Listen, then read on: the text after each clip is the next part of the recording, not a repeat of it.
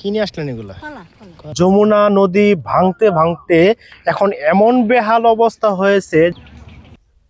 আজ আমি আপনাদেরকে দেখাবো জামালপুর জেলা মাদারগঞ্জ উপজেলার চরপাখরুল এলাকার নদী ভাঙ্গনের চিত্রটা দেখাবো। আমি এখানে আসলাম, আসার পরে দেখাচ্ছি আপনাদেরকে। দেখুন, নদী ভাঙ্গন রোধে যে অবস্থা দেওয়া হয়েছিল কয়েকবার, দুবার দেওয়া হয়েছে, তৃতীয়বারের কালে যে অবস্থাগুলো আছে, এবং এখানে চরাঞ্চলের মানুষের জীবনযাপন অনেকটাই কষ্টের। ফসলি জমি ভাঙতে ভাঙতে নদীর ভিতরে চলে গেছে, শিশু বাচ্চাদের চলাফেরা করা কষ্ট। এবং যদি বলি, এই নদীর মাঝখানে একটা স্কুল ছিল, এই স্কুলটাও নদীর মাঝে চলে গেছে, মানে এখন বর্তমানে নদীর মাঝেই আছে। আগে ছিল এটা একটা গ্রাম, এই গ্রামের প্রায় 4/3 নদীর ভিতরে চলে গেছে গা। এখন এই নদীর ভিতরে মানুষগুলো এসে একটু গোসল করে। ওই যে দেখতে পারতেছেন চর, ওই চরটাতে ছিল আপনার একটা প্রাইমারি স্কুল এবং মানুষের অনেক ফসলি জমি, বাড়িঘর। যদি বলি, গ্রামের 4/3 এই নদীর ভিতরে চলে গেছে। প্রতি বছরে নদী ভাঙ্গন অবস্থা, এখনো বন্যা সম্পূর্ণভাবে আসেনি, তবুও এখন দেখুন যে অবস্থা।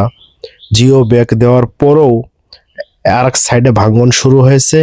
আপনারা দেখতে পারতেছেন আশেপাশের মানুষগুলা, স্থানীয় মানুষগুলা এভাবেই তারা নদীতে এসে গরু সাঁতরাচ্ছে বা জীবিকা নির্ভর করে এই ফসলগুলা থেকে। সেই ফসলগুলাই যখন নদীর ভিতরে চলে যায়, তখন ওই গ্রামের কৃষকের আর কিছুই থাকে না।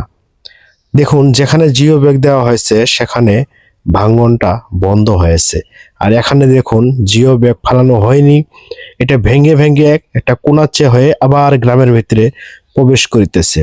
তো খুব দ্রুতই এই নদী ভাঙ্গন রোধের ব্যবস্থা নেওয়াটা জরুরি। এবং আপনারা দেখতে পারতেছেন কি অবস্থা। কি নিয়ে আসলেন এগুলা? কলা।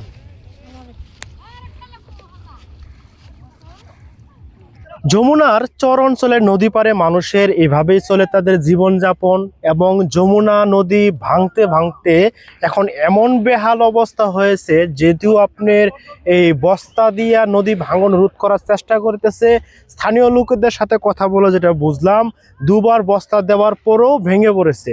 এখন তৃতীয়বার বস্তা দিয়েছে, কিন্তু আমার পিছনে আপনারা যে এই জায়গাটা দেখতে পারতেছেন নদী ভাঙ্গন, যেটা কিছুদিন আগেও ছিল ফসলি জমিন, অনেকে এখানে আবাদ ফসল করতো চরাঞ্চলের মানুষেরা, কিন্তু যমুনা নদীর ভাঙ্গনের কারণে সেই প্রতিনিয়ত এই জমিগুলা যমুনার ভিতরে চলে যাচ্ছে।